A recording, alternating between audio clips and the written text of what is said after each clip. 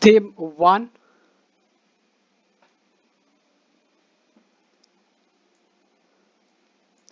From the beginning of time.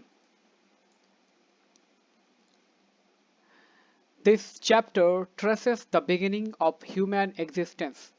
It was 5.6 million years ago, written as Maya, that the first human-like creatures appeared on the Earth's surface. After this, several forms of humans emerged and then became extinct. Human beings resembling us, henceforth referred to as modern humans, originated about 160,000 years ago during this long period of human history. People obtained food by either scavenging or hunting animals and gathering plant produce. They also learned how to make stone tools and to communicate with each other, although other ways of obtaining food were adopted later.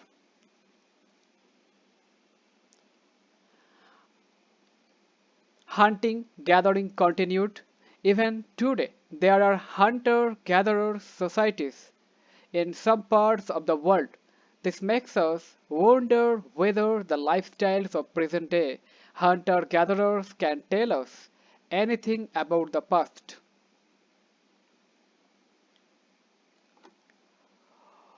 Fossils are the remains or impressions of a very old plant, animals, or human which have turned into stone. These are often embedded in rock and are thus preserved for millions of years. Discoveries of human fossils, stone tools, and cave paintings helps us to understand early human history. Each of these discoveries has a history of its own. Very often, when such finds were first made, most scholars refused to accept that these fossils were the remains of early humans. They were also skeptical about the ability of early humans to make stone tools or plant. It was only over a period of time that the true significance of these finds was realized. The evidence for human evolution comes from fossils of species of humans which have become extinct. Fossils can be dated either through direct chemical analysis or indirectly by dating the sediments in which they are buried. Once fossils are dated, a sequence of human evolution can be worked out when such discoveries were first made about 200 years ago. Many scholars were often reluctant to accept that fossils and other finds, including stone tools and paintings, were actually connected with early forms of humans. This reluctance generally stemmed from their belief in the Old Testament of the Bible, according to which human origins was regarded as an act of creation by God. For instance, in August 1856, workmen who were quarrying for limestone in the Neander Valley, see map 2, page 18 at George near the German city of Dusseldorf, found a skull and some skeletal fragments. These were handed over to Karl Furlroth. Karl Furlroth, a local schoolmaster and natural historian, who realized that species is a group of organisms that can breed to produce fertile offspring. Members of one species cannot mate with those of other species to produce fertile offspring. They did not belong to a modern human. He then made a plaster cast of the skull and sent it to the Hermann Schaffhausen, a professor of anatomy at Bonn University. The following year, they jointly published a paper claiming that the skull represented a form of human that was extinct. At the time, scholars did not accept this view and instead declared that the skull belonged to a person of more recent times. Recovering fossils, a painstaking process. The precise location of finds is important for dating. Shows the equipment used to record the location of finds. The square frames to the left of the archaeologist is a grid divided into 10 centimeter squares. Placing it over the find spot helps to record the horizontal position of the find. The triangular apparatus to the right is used to record the vertical position. Shows how a fossil fragment is recovered from the surrounding stones, in this case a variety of limestone in which it is embedded. As you can see, this requires skill and patience.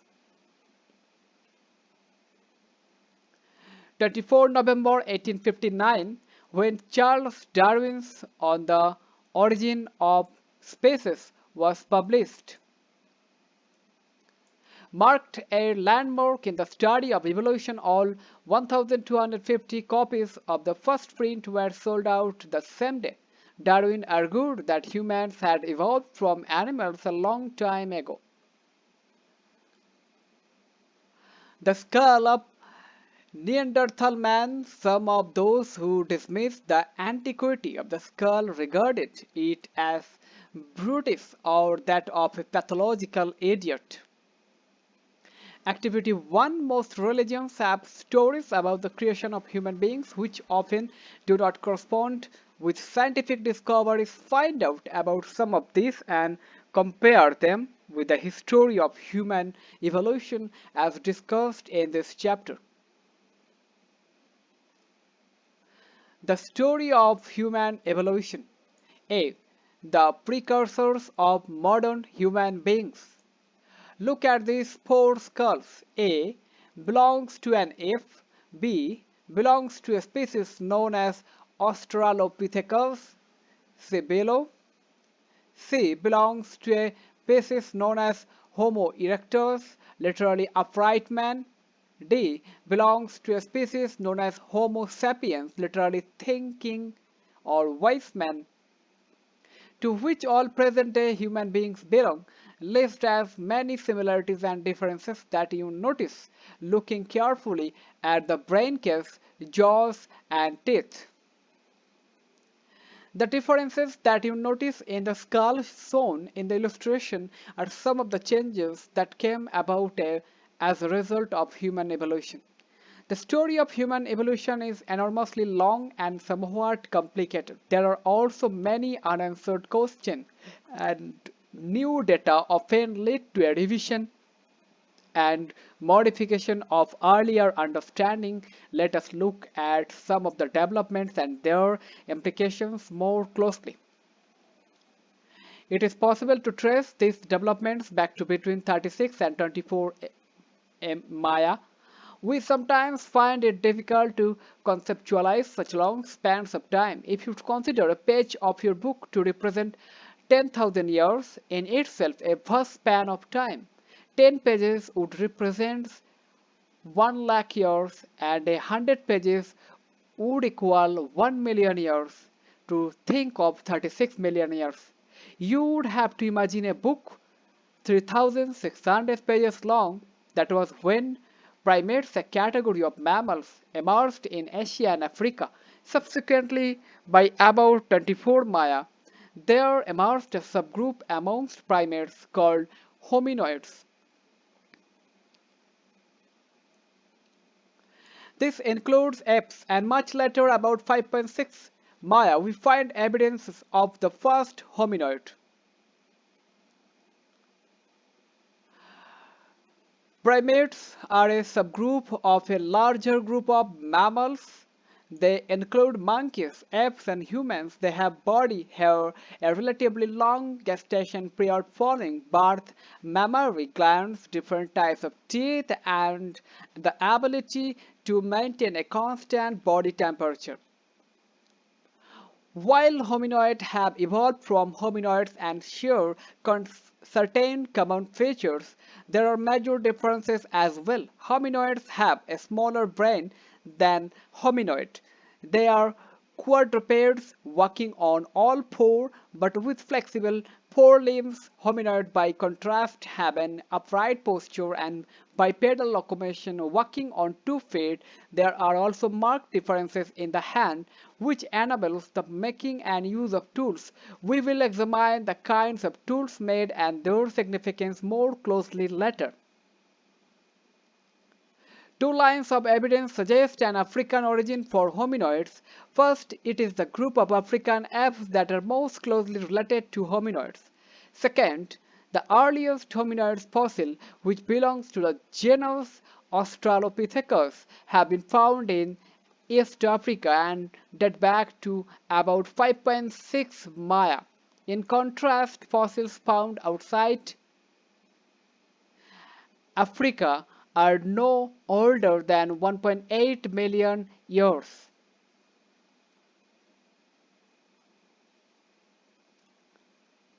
The evolution of the hand. A shows the precision grip of the chimpanzee. B shows the power grip of the human hand. C shows the precision grip of the hominid. The development of the power grip probably preceded the precision grip.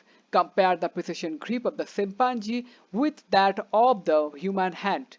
Make a list of the things you do using a precision grip. What are the things you do using a power grip? Comment this.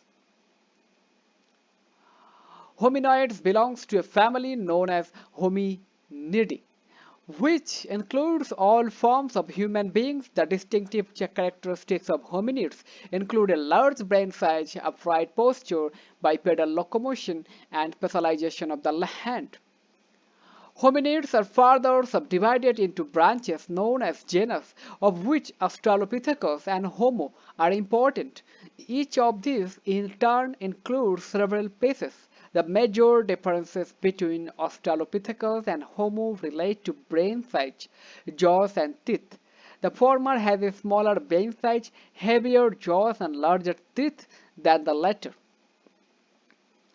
Virtually all the names given by scientists to species are derived from Latin and Greek words. For instance, the name Australopithecus comes from a Latin word austral, meaning southern, as a Greek word pithecus, meaning ape. The name was given because this earliest form of human still retained many features of an ape, such as a relatively small brain size in comparison to Homo, large back teeth, and limited dexterity of the lands. Upright walking was also restricted as they still spent a lot of time on trees. They retain characteristics. Hominoids are different from monkeys in a number of ways. They have a larger body and do not have a tail. Besides, there is a longer period of infant development and dependency amongst hominoids.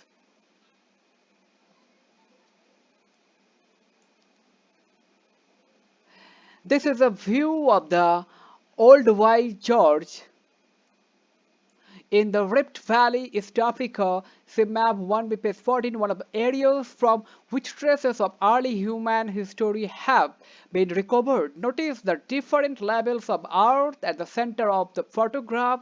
Each of these represent a distinct geological phase,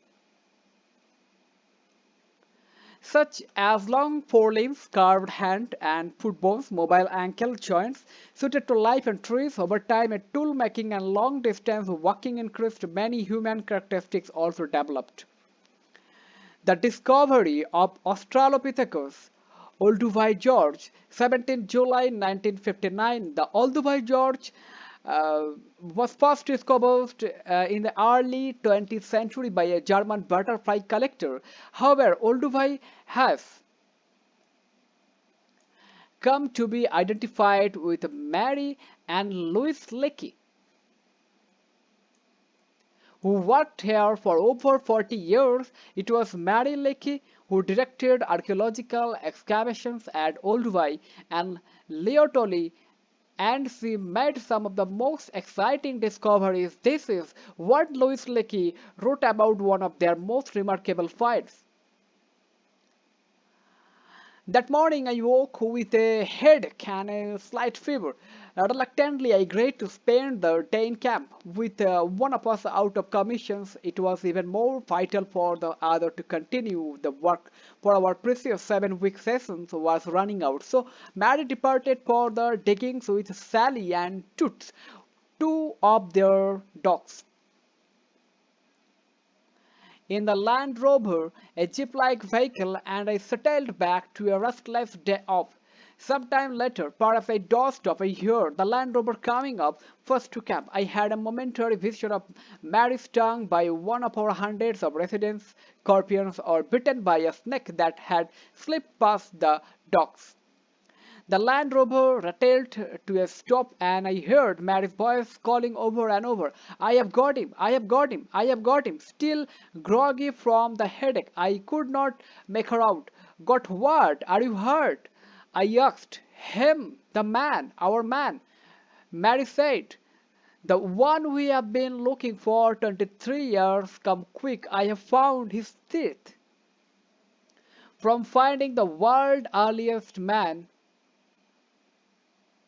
by L.S. Bilecki, National Geographic, 118 September 1960.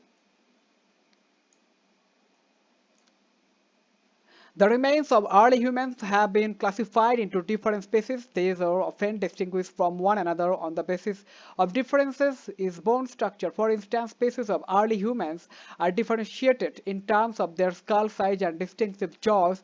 See illustration. These characteristics may have evolved due to what has been called the positive feedback mechanism. The positive feedback mechanism, the arrow pointing towards a box indicates the influences that shape that particular development.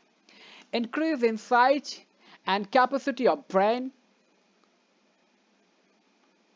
hand speed for using tools and carrying infants objects, upright walking, visual surveillance, long distance walking, while foraging and hunting, tool making. The arrows pointing away from a box indicate how developments mentioned in the box influenced other processes.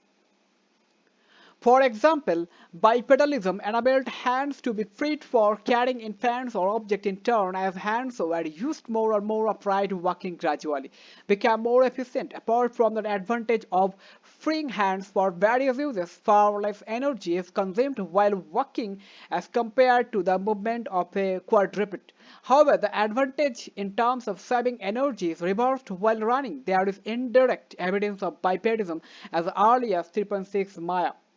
This comes from the fossilized hominid footprints at Liotoli, Tanzania. The section covered fossil limb bones recovered from Hadar, Ethiopia, provide more direct evidence of bipedalism.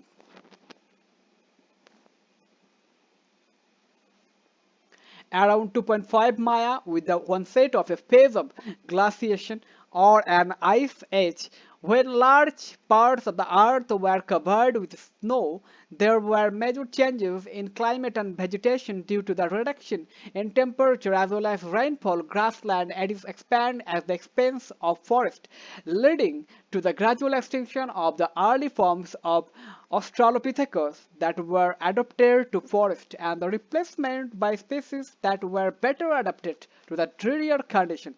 Among these were the earliest representatives of the genus Homo. Homo is a Latin word meaning man, although there were women as well.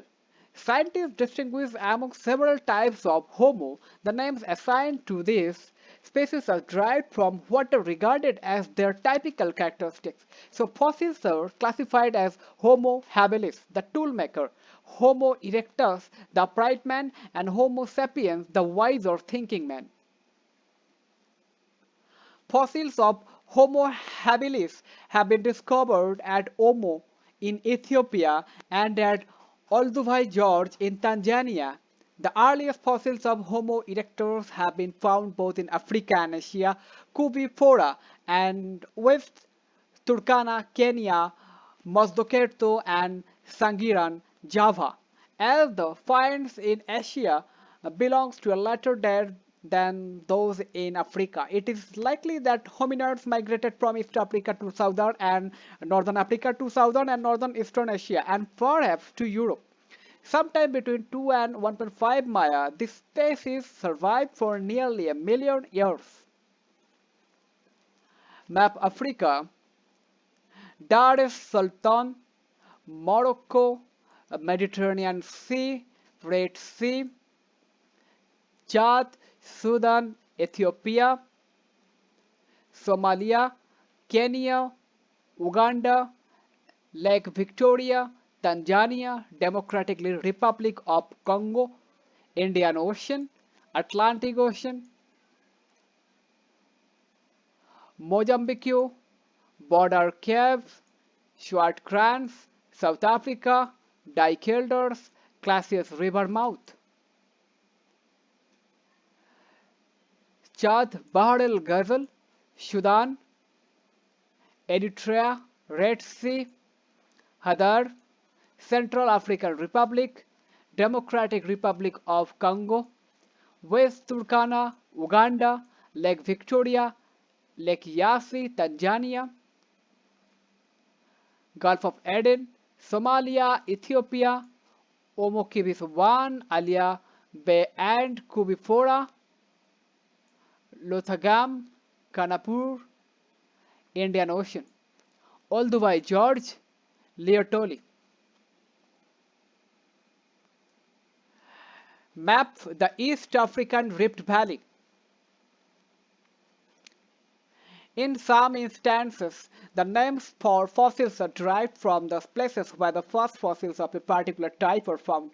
So fossils found in Heidelberg, a city in Germany, were called Homo heidelbergensis, while those found in the Neander Valley were categorized as Homo neanderthalensis. The earliest fossils from Europe are of Homo heidelbergensis and Homo neanderthalensis. Both belongs to the species of archaic, that is old, Homo sapiens. The fossils of Homo heidelbergensis 0.8 to 0.1 Maya have a wide distribution, having been found in Africa, Asia, and Europe. The Neanderthals occupied Europe and Western and Central Asia from roughly 130,000 to 35,000 years ago. They disappeared abruptly in West Europe around 35,000 years ago. In general, compared with Australopithecus, Homo have a larger brain, jaws with a reduced outward protrusions and smaller teeth. See illustration. An increase in brain size is associated with more intelligence and a better memory. The changes in the jaws and teeth were probably related to differences in dietary habits. Peopling of the world. When, where, and who. 5 to 1 Maya, Sub-Saharan Africa. Australopithecus, early Homo, Homo erectus. 1 Maya to 40,000 years ago, Africa, Asia, and Europe in mid-latitudes. Homo erectus, archaic Homo sapiens, Netherlands, Neanderthals, Homo sapiens, sapiens, modern humans. 45,000 years ago, Australia, modern humans. 40,000 years ago to present, Europe in high latitudes and Asia Pacific Iceland. Late Neanderthals, modern humans. North and South America in desert rainforest. Activity 2. Plot the changes indicated in the chart above on an outline maps of the world. Use different colors for the 4 times bracket. List the continents where you use a single color, with 2 colors, see more than 2 colors. Do this. The story of human evolution. Be modern human beings. The earliest fossils of modern humans were when years ago. Ethiopia Homo kibish. 1,95,000 to 1,60,000. South Africa, border cave, dikelders, Classius river mouth, 1,20,000 to 50,000. Morocco, Dar es Sultan, 70,000 to 50,000. Israel, Kwapche Sukul, 1 lakh to 80,000. Australia, Lake Mungo, 45,000 to 35,000. Borneo, Niaqab, 40,000. France, Cro-Magnon, near Les Ages, 35,000. If you look at this chart, you will notice that some of the earliest evidence for Homo sapiens has been found in different parts of Africa. This raises the question of the center of human origin. Was there a single center or were there several? The issues of the places of origin of modern humans have been much debated. To totally divergent views have been expounded, one advocating the regional continuity model with multiple regions of origin, the other the replacement model with a single origin in Africa.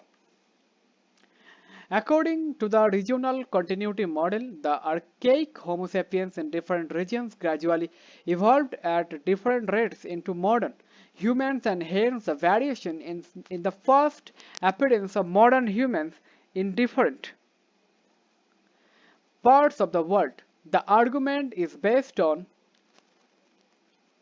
the regional differences in the features of present-day humans according to those who advocate this view.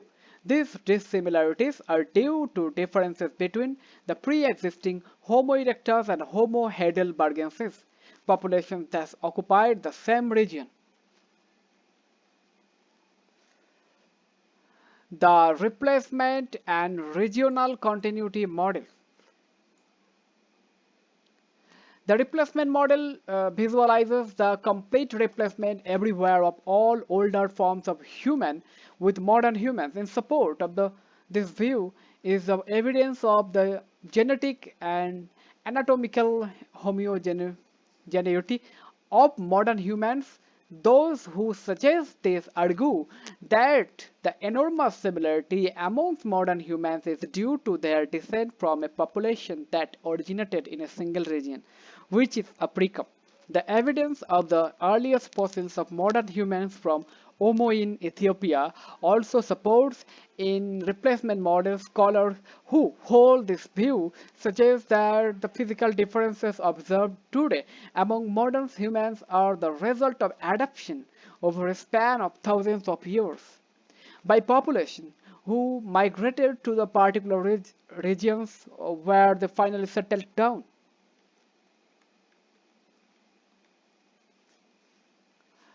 Replacement model: Europe, Africa, Asia. Regional continuity model: Europe, Africa, Asia.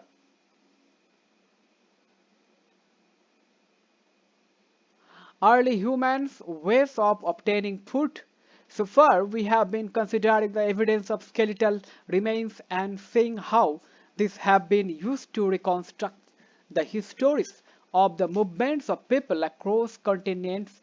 But there are others more routine aspects of human life as well. Let us see how this can be studied. Early humans would have obtained food through a number of ways such as gathering, hunting, scavenging, and fishing. Gathering would involve collecting plant food such as seeds, nuts, berries, fruits, and tubers. That gathering was practiced is generally assumed rather than conclusively established, as there is very little direct evidence for it, while we get a fair amount of fossil bones. Fossilized plant remains are relatively rare. The only other way of getting information about plant intake would be if plant remains were accidentally burned. The process results in carbonization. In this form, organic matter is preserved for a long span of time. However, so far archaeologists have not found much evidence of carbonized seeds for this very early period. In recent years, the term hunting has been under discussions by scholars. Increasingly, it is being suggested that the early hominids scavenged or foraged for meat and marrow from the carcasses of animals that had died naturally or had been killed by other predators. It is equally possible that small mammals such as rodents, birds and their eggs, reptiles, and even insects such as termites were eaten by early hominids. Foraging means to search for food.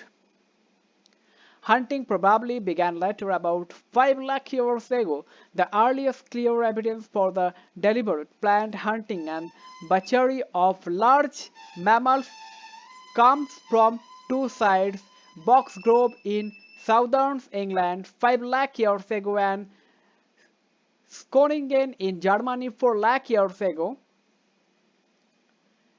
CMAP fishing was also important, as is evident from the discovery of fish bones at different sites. Europe map, North Sea, United Kingdom, Skoningen, Neander Valley, Germany, Swanscombe, Box Grove, Czech Republic, Dolly Bastones, Predmosty, Heidelberg, France, Lascaux, Italy, Terra Amata, Lazard Cave, Gimti Javet, Altamira, Spain, Atlantic Ocean, Morocco, Algeria, Mediterranean Sea.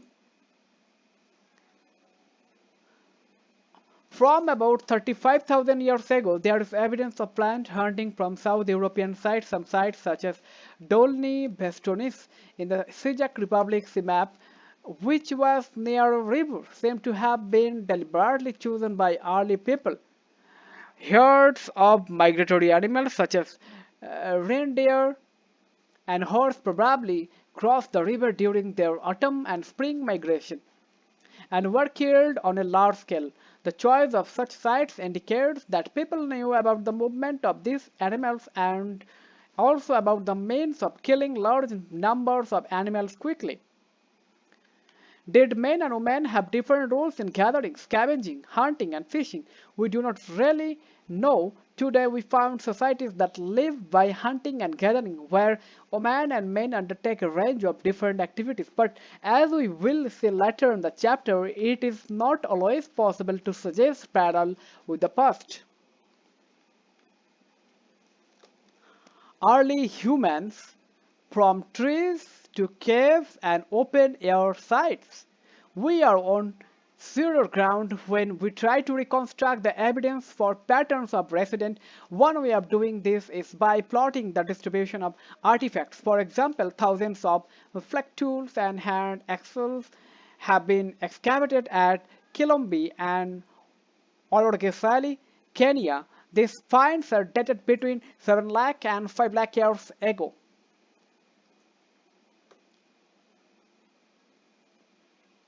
Left the site of Olorgesailie, the excavator Mary and Louis Leakey had a catwalk built around the site for observers. Above the close-up of tools found at the site, including hand axes. How did these tools accumulate in one place? It is possible that some places where food resources were abundant were visited repeatedly. In such areas, people would tend to leave behind traces of their activities and presence, including artifacts. The deposited artifacts would appear as patches on the landscape. The places that were less frequently visited would have fewer artifacts, which may have been scattered over the surfaces. It is also important to remember that the same locations could have been shared by hominids, other primates, and carnivores. Look at the diagram below to see how this may have worked. Input, exit. Hominids in tree, leopards feeding in tree, owl, other primates in tree.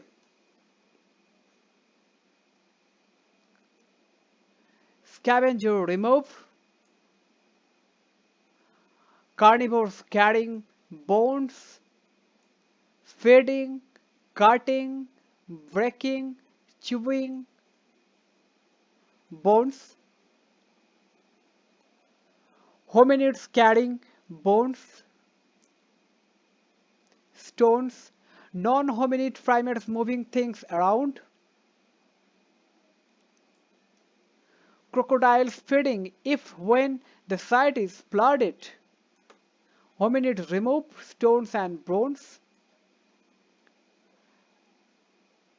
proxies wash things in and out. Archaeologists suggest that early hominids such as Homo habilis probably consumed most of the food where they found it, slept in different places, and spent much of their time in trees. How would bones have reached the site? How would stones have reached the site? Would bones have survived intact? Comment this. Artifacts are objects that are made by human beings. The term can refer to a wide range of things, tools, paintings, sculpture, and engravings. Between 4 lakh and 1 lakh 25,000 years ago, caves and open-air sites began to be used. Evidence for this comes from sites in Europe.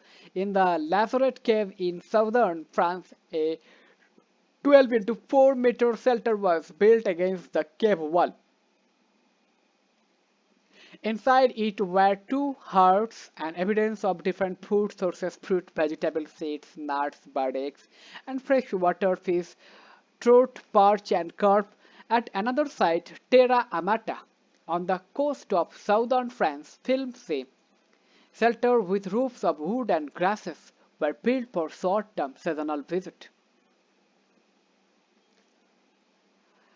Pieces of baked clay and burned bone along with stone tools dated between 1.4 and 1 Maya have been found at Chiosowanja, Kenya and Swartkrans, South Africa. Were these the result of a natural bushfire or volcanic eruption? Or were they produced through the deliberate controlled use of fire? We do not really know.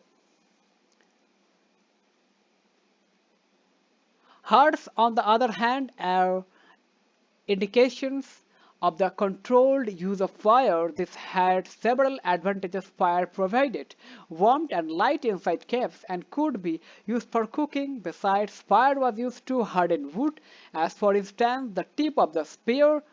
The use of heat also facilitated the flaking of tools, as important fire could be used to scare away dangerous animals. This is reconstruction of a heart as terra amata. The large stone boulders were used to support the sides of the heart. The small scatters of stone on the floor were places where people made stone tools. The black spot marked with an arrow indicates an a hearth. In what ways do you think life for those who lived in this shelter would be different from that of the hominoids who lived on trees? Comment this. Early humans making tools. To start with, it is useful to remember that the use of tools and tool making are not confined to humans. Birds are known to make objects to assist them with feeding, hygiene and social encounters, and while foraging for food, some chimpanzees use tools that they have made. However, there are some features of human tool making that are not known among apes. As we have seen, say, certain anatomical and neurological related to the nervous system adaptation have led to the skilled use of hands, probably due to the important role of tools in human life. Moreover, the ways in which humans use and make tools often require greater memory and complex organizational skills. both of which are absent in apes. The earliest evidence for the making and use of stone tools come from sites in Ethiopia and Kenya. See map. It is likely that the earliest stone tool maker were the Australopithecus. Some early tools. These tools were found in Olduvai. The one above is a chopper. This is a large stone from which flakes have been removed to produce a working edge. The one below is a hand axe. Can you suggest what these tools may have been used for? Comment this. As in the case of other activities, we do not know whether tool making was done by men or women or both. It is possible that stone tools makers were both women and men. Women in particular may have made and used tools to obtain food for themselves as well as to sustain their children after weaning. After 35,000 years ago, improvements in the technique for killing animals are evident from the appearance of new kinds of tools such as spear throwers and bow and arrows. The meat thus obtained was probably processed by removing the bones followed by drying, smoking, and storage. Thus food could be stored for later consumption. There were other changes such as the strapping of fur-bearing animals to use the fur for clothing and the invention of sewing needles. The earliest evidence of sewn clothing comes from about 21,000 years ago. Besides, with the introduction of the punch blade technique to make small chisel-like tools, it was now possible to make engravings on bone, antler, ivory of woods. A spear thrower. Note the carving on the handle. The use of the spear thrower enabled hunters to hurl spear over longer distance. Can you suggest any advantages in using such equipment? Comment this.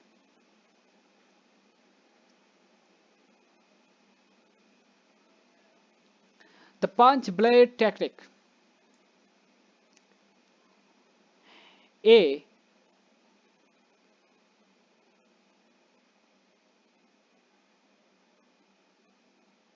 The top of a large pebble is removed using a hammer stone. B. This produced a flat surface called the striking platform. C. This is then struck using a hammer and a punch made of bone or antler. D.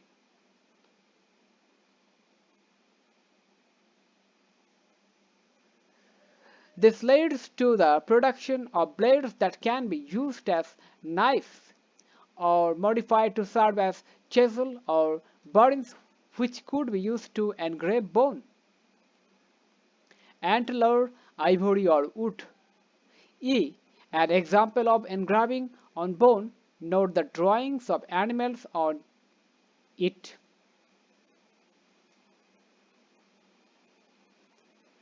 Modes of communication, language and art. Among living beings, it is humans alone that have a language. There are several views on language development. One, that hominid language involves gesture or hand movements. Two, that spoken language was preceded by vocal but non-verbal communication such as singing or humming. 3. That human speech probably began with calls like the ones that have been observed among primates. Humans may have processed small numbers of speech sounds in the initial stage. Gradually, this may have developed into language. When did spoken language emerge? It has been suggested that the brain of Homo habilis had certain features which would have made it possible for them to speak. Thus, language may have developed as early as 2 Maya. The evolution of the vocal tract was equally important. This occurred around 2 lakh years ago. It is more specifically associated with modern humans. A third suggestion is that language developed around the same time as art, that is around 40,000 to 35,000 years ago. The development of spoken language has been seen as closely connected with art since both are media for communication. Cave paintings at Altamira. Altamira is a cave site in Spain. The painting on the ceiling of the cave were first brought to the attention of Marcelino Sanz de Sautolia, a local landowner and an amateur archaeologist by his daughter Maria in November 1879. The little girl was running about in the cavern and playing about here and there while her father was digging the floor of the cave. Suddenly, she noticed the painting on the ceiling. Look, Papa, oxen! At first, her father just laughed, but soon realized that some sort of pus rather than paint had been used for the paintings and became so enthusiastic that he could hardly speak. He published a booklet the following year, but for almost 2 decades his findings were dismissed, dismissed by European archaeologists on the ground that these were too good to be ancient. A drawing of a bison at Altamira, northern Spain.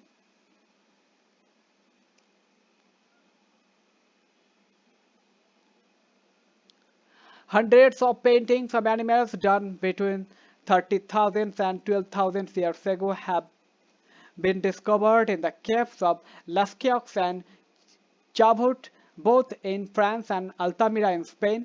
This includes depictions of bisons, horses, ibex, deer, mammoths, rhinos, lions, bears, panthers, hyenas, and owls. More questions have been raised than answered regarding these paintings. For example, why do some areas of caves have painting and not others? Why were some animals painted and not others? Why were men painted both individually and in groups, whereas women were depicted only in groups? Why were men painted near animals but never women? Why were groups of animals painted in the section of caves where sounds carried well? Several explanations have been offered. One is that because of the importance of hunting, the painting of animals were associated with ritual magic. The act of painting could have been a ritual to ensure a successful hunt. Another explanation offered is that these caves were possibly meeting places for small groups of people or locations for groups activities. These groups could share hunting techniques and knowledge, while paintings and engraving served as the media for passing information from one generation to the next. The above account of early societies has been based on archaeological evidence. Clearly, there is much that we still do not know. As mentioned at the beginning, this chapter, hunter-gatherer societies exist even today. Can one learn anything about past societies from past present-day hunter-gatherers? This is a question we will address in the next section. Early encounters with hunter-gatherers in Africa. The following is an account by a member of an African pastoral group about its initial contact in 1870 with a Ikang San, a hunter-gatherer society living in the Kalahari Desert. When we first came into this area, all we saw were strange footprints in the sand. We wondered what kind of people these were. They were very afraid of us and would hide whenever we came around. We found their villages, but they were always empty because as soon as they saw strangers coming, they would scatter and hide in the bush. We said, "Oh, this is good. These people are afraid of us. They are weak and we can easily rule over them." So we just ruled them. There was no killing or fighting. We will read more about encounters with hunter-gatherers in themes 8 and 10.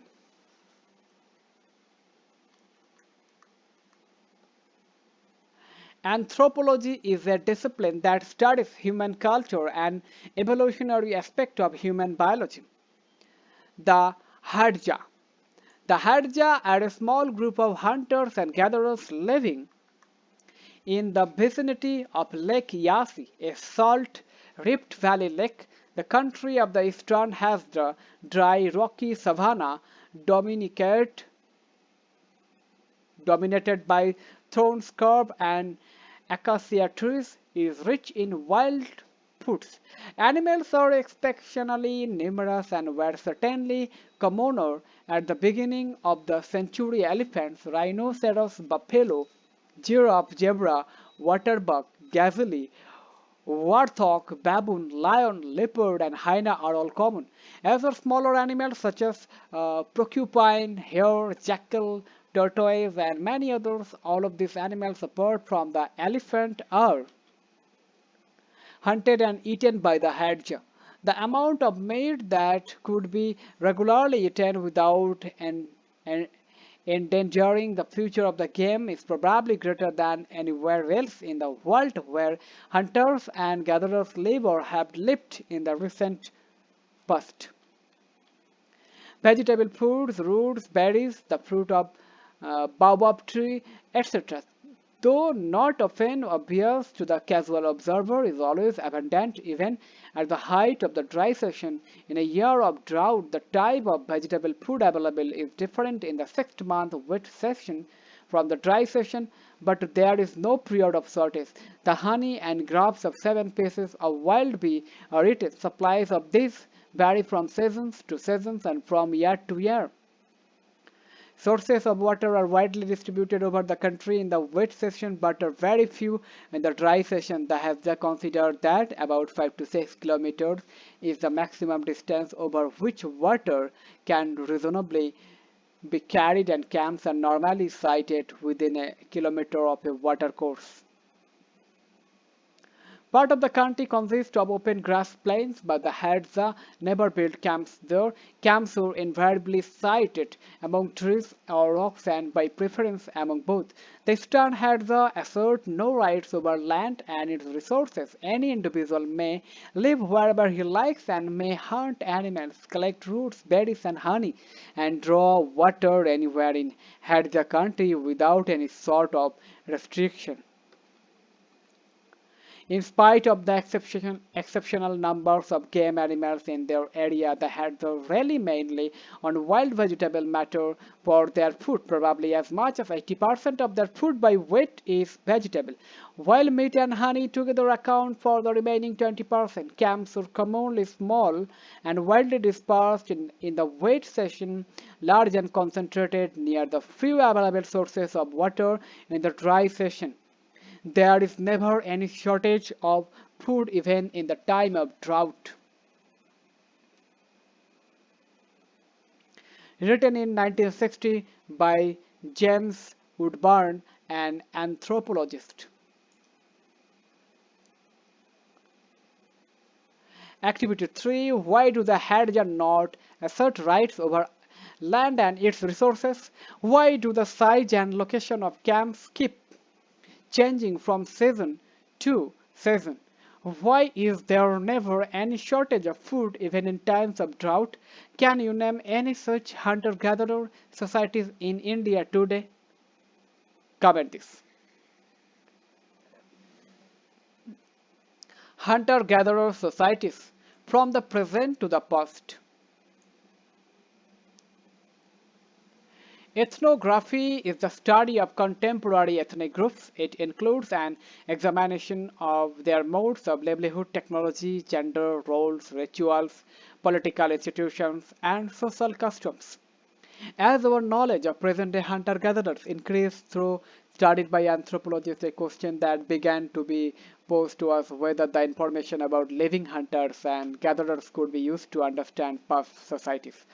Currently, there are two opposing views on these issues. On one side are scholars who have directly applied specific data from present-day hunter-gatherer societies to interpret the archaeological remains of the past. For example, some archaeologists have suggested that the hominid sites dated to 2 Maya along the margins of Lake Turkana could have been dry season camps of early humans because such a practice has been observed among the Hadza and the Aikang San. On the other side are scholars who feel the Ethnographic data cannot be used for understanding past societies as the two are totally different. For instance, present-day hunter-gatherer societies parse several others' economic activity along with hunting and gathering. These include engaging in exchange and trade in minor forest produce or working as paid laborers in the fields of neighboring farmers. Moreover, these societies are totally marginalized in all sense, geographically, politically, and socially. The conditions in which they live are very different from those of early humans. Another problem is that there is tremendous variation amongst living hunter-gatherer societies. There are conflicting data on many issues such as the relative importance of hunting and gathering group sizes or the movements from place to place. Also, there is little consensus regarding the division of labor in food procurement, although today generally women gather and men hunt. There are societies where both women and men hunt and gather and make tool. In any case, the important role of women in contributing to the food supply in such societies cannot be denied. It is perhaps this factor that ensures a relatively equal role for both women and men in present-day hunter-gatherer societies, although there are variations. While this may be the case today, it is difficult to make any such inference for the past. Activity 4. What do you think are the advantages and disadvantages of using ethnographic accounts to reconstruct the lives of the earliest peoples? Comment this. Epilogue. For several million years, humans lived by hunting wild animals and gathering wild plants. Then, between 10,000 and 4,500 years ago, people in different parts of the world learned to domesticate certain plants and animals. This led to the development of farming and pastoralism as a way of life. The shift from foraging to farming was a major turning point in human history. Why did this change take place at this point of time? The last ice age came to an end about 13,000 years ago, and with that, warmer, wetter conditions prevailed. As a result, conditions were favorable for the growth of grasses such as wild barley and wheat. At the same time as open forests and grasslands expanded, the population of certain animal species such as wild sheep, goat, cattle, pig, and donkey increased. What we find is that human societies began to gradually prefer areas that had an abundance of wild grasses and animals. Now, relatively large permanent communities occupied such areas for most parts of the year, with some areas being clearly preferred.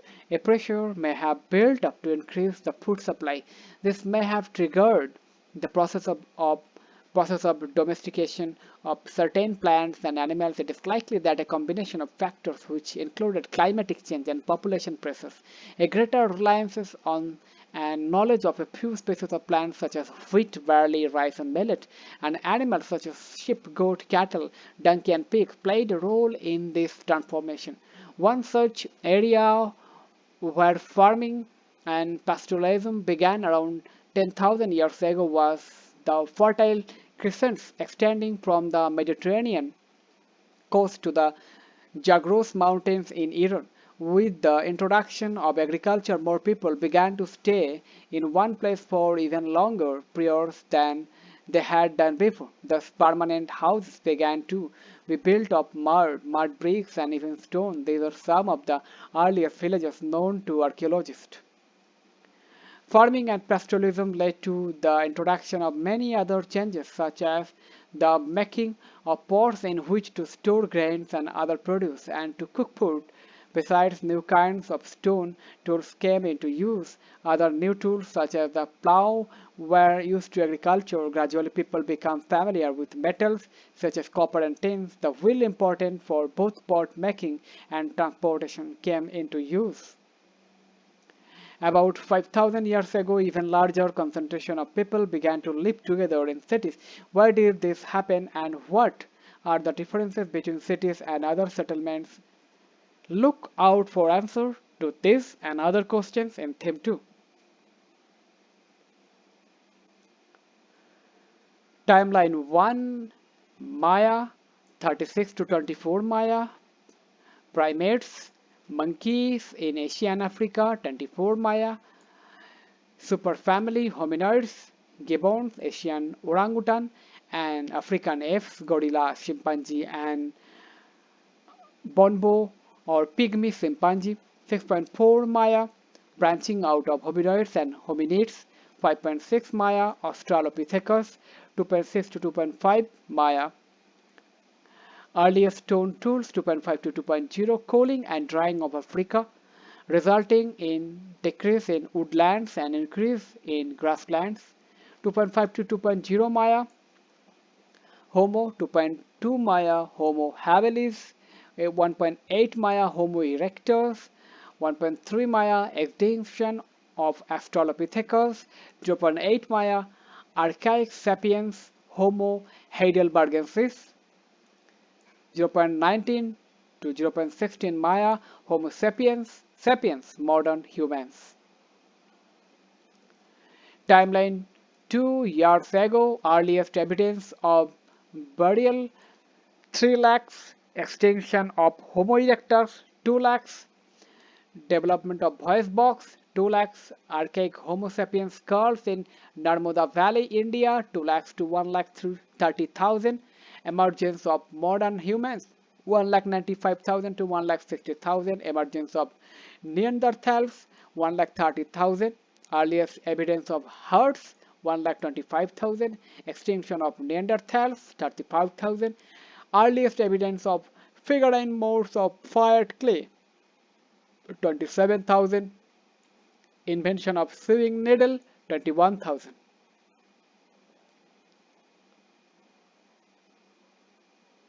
The Rift Valley, East Africa.